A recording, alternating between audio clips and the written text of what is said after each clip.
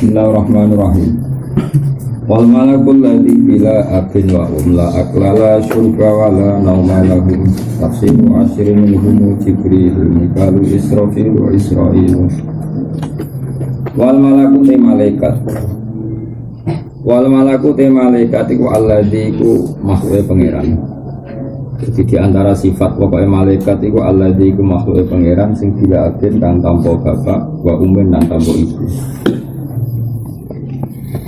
La akla kang ora ana dari wujud wala la syurba ora ana wujud itu wujud.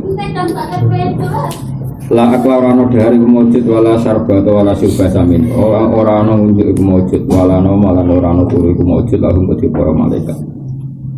Malaikat itu makhluk sing sifat dasarnya apa? Tanpa bapak, tanpa ibu, tidak makan dan minum juga enggak apa? Hidup. Kira alam hari Jibril bin Sopo. Terus ada malaikat bangkong ya rawan apa? Mana malaikat apa? Bangkong ya rawan. Tafsilu asrin utawi tafsile 10. Mesti tafsil sing baru dingerti. Minggu setengah saya malaikat Jibril udah Jibril. Mikalu lan Mikael. Terus kira ayat kita wa Mikalan. Wa Mikala Mikalu lan Mikael, Israfil lan Israfil, Israil lan Israil. Mungkarun mungkar, nakirun lan nakir, warabitun lan rokib, wakata atidun malaikat, atid, malikun malik, waridwan lan malaikat ridwan. Ikhtada kang nganteri sapa ridwan, mesti nganteri dalam daftar malaikat. Jadi malaikat yang perlu dikenali itu jumlahnya apa? 10, tapi bukan berarti batasi kalau jumlah malaikat hanya apa? 10. Nanti yang wajib dingerti ini 10. Dan malaikat kalau diceritakan Allah salah ya, niku malaikat sing awamul malaika, bukan malaikat sing gadah nama. Jadi malaikat yang punya nama jenis selain kitabmu malaikat ashos. Nah, memang ada namanya. Ini malaikat khusus kayak Jibril, Mikael, Israfil, Israil. Ya, ada malaikat sing awamul malaika. Dan itu sing nanti disalahno pangeran ketika protes atas alubiha, majudiha, wajibudina. Terus yang Sekolah Rabbuka lil malaikati ini ada malaikat itu bukan malaikat kayak Jibril, Mikael. Sing akhirnya proses nawa atas alubiha. Nah kalau malaikat jenis ini mungkin nanti ditegur pangeran karena pernah protes ketika Allah bikin Nabi agar. Tapi itu bukan malaikat yang kayak Jibril, Mikael. Paham itu beda, ini apa? Beda. Arba'atun min kutubin tafsilu. Arba'atun te papat min kutubin sanging pira-pira kitab Allah. Tafsilu wa kamu tahu perinciane kutub iku ngene. Taurat Musa, siji Taurat Nabi Musa. Bilhuda kan petunjuk dan siluha te turune Taurat. Zaburu Dawud lan Zabure Nabi Dawud. Wa Injilu lan Injil wa unjila Injilun ala Isa ngatasi Nabi Isa wa Furqanun lan diturun apa kitab Quran ala khairil mala ngatasi api-api manusia api-api makhluk wa suhuful khalil lan lampiran-lampirane Khalilur Rahman maksudnya Nabi Ibrahim jeneng Nabi Ibrahim wa suhufi Ibrahim wa Musa wal kalimi lan suhuful khalil. Jadi di luar kitab Taurat Nabi Musa punya suhuful kalim. Fiha kang itu tetap ing dalam suhuf kalamul hakamil alimi te dewe Allah kang maha bijak hakam mana sing maha bijak alimi kang maha pirsa. Terus dulu ya jadi kalau bahasa Arab niku kertas itu bahasa Arab itu sohifah nanti jamaknya suhuf suhuf.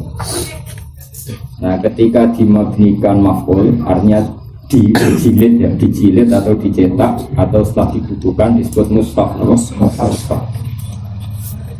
Tapi mestinya mushaf itu ya suhuf itu. Jadi kalau lampiran-lampiran dalam Quran per lampir namanya sohifah.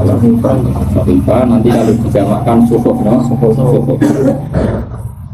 Makanya kata banyak ulama ngendikan begini, Allah akan menjaga Quran ini satu dihafal para hufaz, para hamalatul Quran, dua kadung mudawan atau memang dicetak di mushaf yang ada kertasnya itu jenis mushaf.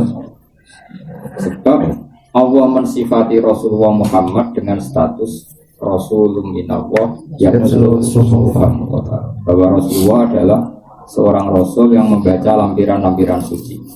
rasulun minallah yatlu suhufan. Sebab itu nasibnya Quran ya di mushaf itu. Mushaf yang kita cetak itu. Karena secerdas-cerdasnya manusia potensi lupa. Ketika lupa merujuknya di mushaf, apa? Kalau di mushaf misalnya ada salah titik atau salah cetak misalnya, itu merujuk ke hamalatul Quran yang hafal-hafal. Sehingga ini ada kombinasi hafalan di dada dan ditulis mushaf. Ya. Makanya Quran disifati 2 kali. Nah potensi itu terutama di kitab-kitab tafsir ya, karena terutama kayak tafsir Jalalain, karena kan musannafnya itu Imam Suyuti ketika baca Quran itu dia zigzag ya, kadang qiraahnya Asim, kadang Ibnu Katsir. Beliau kan nggak konsisten dalam satu bacaan, sehingga kadang penulisannya itu membingungkan. Makanya kalau ngaji Jalalain itu sebaiknya pakai cetakan yang sekarang, pakai DKI itu. Karena apa? Benar-benar semuanya ditulis sesuai qiraat Asim, semuanya ditulis pakai apa? Asim lebih nyaman. Ya saya ulang lagi ya. Jadi kombinasi penjagaan Quran itu Allah bikin sunnah, yaitu satu dihafal di dada, kemudian dimushafkan apa? Dimushafkan itu disebut apa? Rasulun minallah yatlu suhufan. Andai kan tidak dimushafkan, nggak kebayang, karena Rasulullah ketika wafat itu tentu banyak riwayat, mulai riwayat yang absolut, yang sah, sampai riwayat hoax, kayak riwayat-riwayatnya orang Syiah itu macam-macam. Sehingga dibutuhkan otoritas yang lengkap, yang akurat, yaitu lampiran-lampiran yang ketika Nabi Sugeng didiktekan kepada para sahabat. Kemudian lampiran yang di dokumen Nabi tadi di kamar beliau diambil oleh Abu Bakar. Jadi Abu Bakar itu tidak mengarang Quran sama sekali. Beliau hanya mengumpulkan lampiran-lampiran yang ada di kamarnya kan. Hanya disebut mushaf, memang sudah ada lampirannya. Dan bukti bahwa teori ini benar adalah Allah mensifati Rasulullah itu Rasulun minallah yatlu suhufan. Ini ya, jadi orang Syiah itu salah besar ketika ngomong Abu Bakar itu ngarang Quran itu tidak mungkin, karena lampiran-lampiran itu didhawuhna Quran. Padahal Quran itu azali, artinya Abu Bakar sudah jelas menemukan mushaf itu ada di Nabi, ada di Nabi. Buktinya apa? Nabi Rasulullah itu disifati Allah Rasulun minallah yatlu suhufan, bahwa Rasul ini pembaca mushaf, artinya mushaf itu sudah ada. Nah, kemudian mushaf yang sudah ada ini didokumentasi Abu Bakar, Umar, terus dimasalkan era Sayyidina Utsman. Nah, karena Utsman yang berhasil memasalkan secara nasional, terus disebut Rasulullah Utsman. Ya sebetulnya yang mulai Abu Bakar, cuma jadi masif secara nasional itu era Sayyidina Utsman. Jadi jelas ya.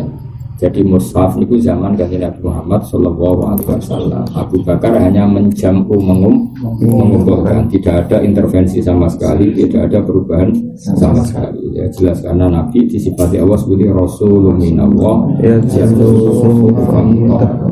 Rasulullah itu siapa? Rasul yang membaca lembaran-lembaran suci. Tentu bacanya Nabi dengan kita. Kalau kita baca kan dari tidak tahu kemudian baca jadi ingat.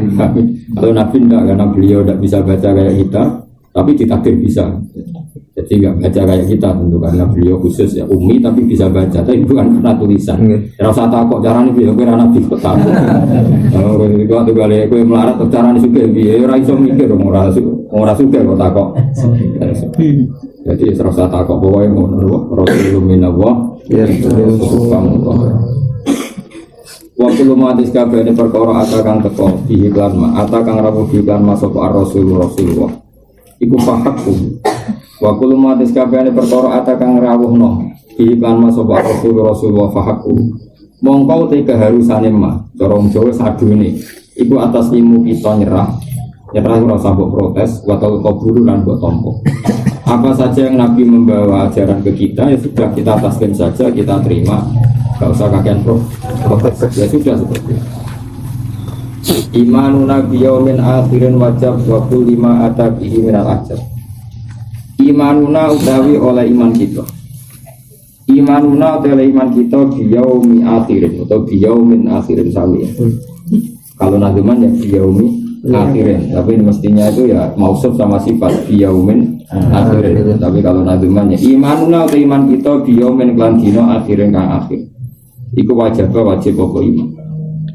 Karena itu yang membedakan kita dengan komunis. Kalau orang komunis ngira mati ya selesai.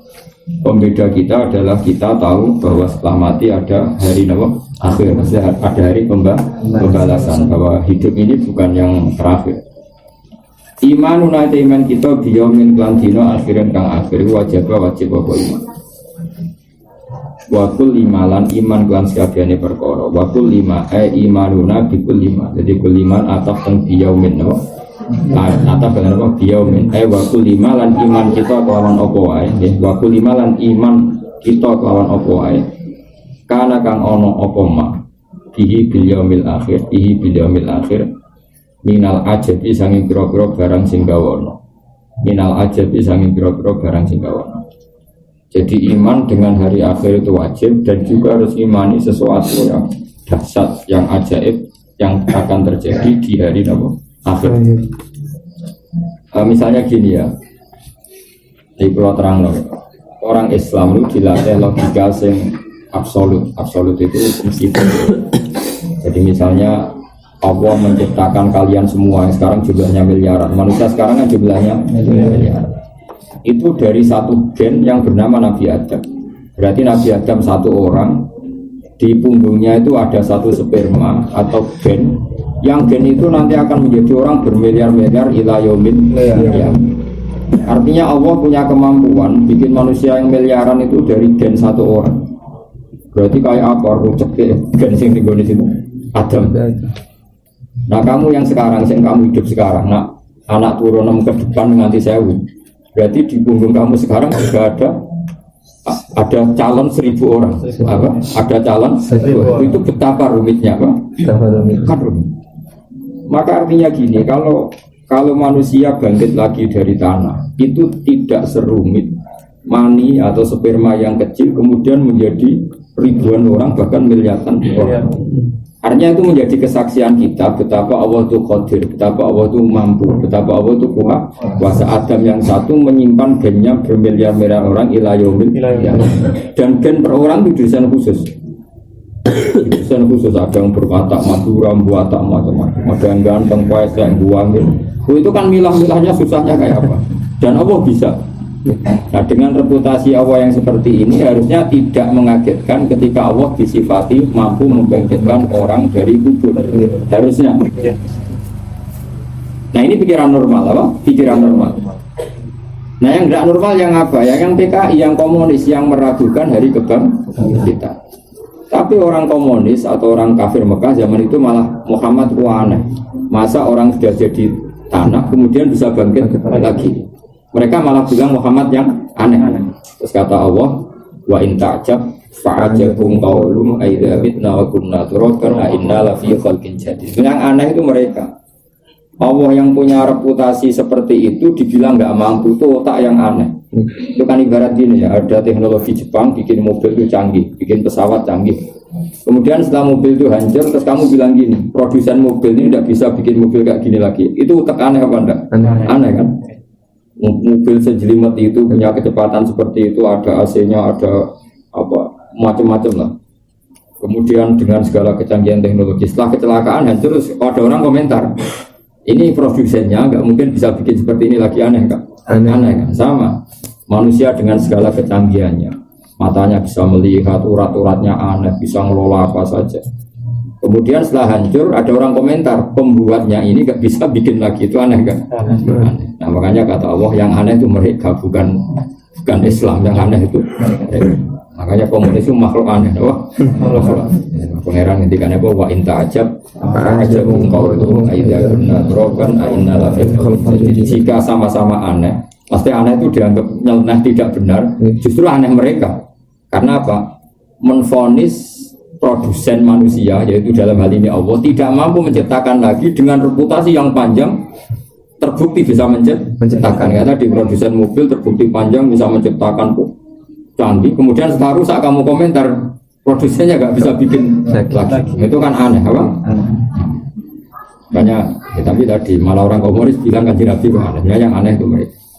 Hanya caranya iman gimana? Caranya iman adalah terlatih terus, ya, beriman ngelatih terus kudrat Allah, apa?